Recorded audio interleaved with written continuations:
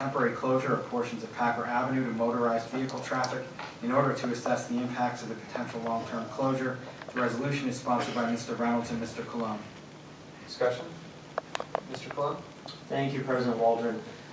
So I'll be supporting this tonight, the temporary closure. I'm curious, I'm supporting it, curious to see what comes out of the temporary closure. In my not so brief now time on council, we've already vacated a couple streets that we didn't have this opportunity to do a test. Now each circumstance is unique to its own. We vacated a portion of 2nd Avenue. We did a street there for the new garage. And I kind of have some hesitation because I think back to West Broad Street by the former Boyd Theater. I wasn't really paying attention to city business back then, but I was part of the 5K to reopen Broad and remember how big a deal it was when that street was closed and then reopened. So I won't really speak to what happened around those circumstances, but what's unique to this is that we have an opportunity to do a temporary closure and then come back to the table and see what happens. And there's a lot of merit to both arguments for doing the full closure and some other points that other people had brought up. Why I think that now is a good time, now specific to this time of year, is that I think it's very important that we do the study in temporary closure while all schools are in session. I mean, we're getting to a point now where we're in mid-February. I know the university lets out, I'd assume, in early May, and this is going to take us to late April, and then of course having Brock open, you want those Brockville students there.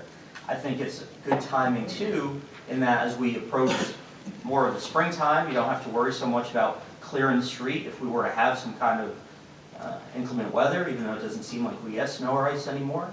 If we do have a weather event, that street's going to have to be cleared. It's still a paved road, so the further we get into the spring, I think that's good. And I know someone alluded to Lehigh. Now, obviously, there's a lot of construction going on right now, but I think you want to test that when you have the time where there's less than ideal circumstances and the surrounding, whether sidewalks or roads or things like that, are already under some stress because who's to say if this moves forward and we do permanently close it, down the road a year, 5 years, 10 years from now, you're going to have similar stresses on the existing walkways and roadways in that area.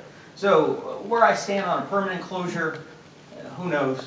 I don't know for right now. But what I do agree with is doing a temporary study, seeing what happens, and I think now is a good time, given some of the circumstances that I outlined, to move forward with that. I'm encouraged by the mayor's comments about having another public hearing at Brockville. I know most of us were at the previous one and were able to hear some feedback from the student community and others that were in attendance.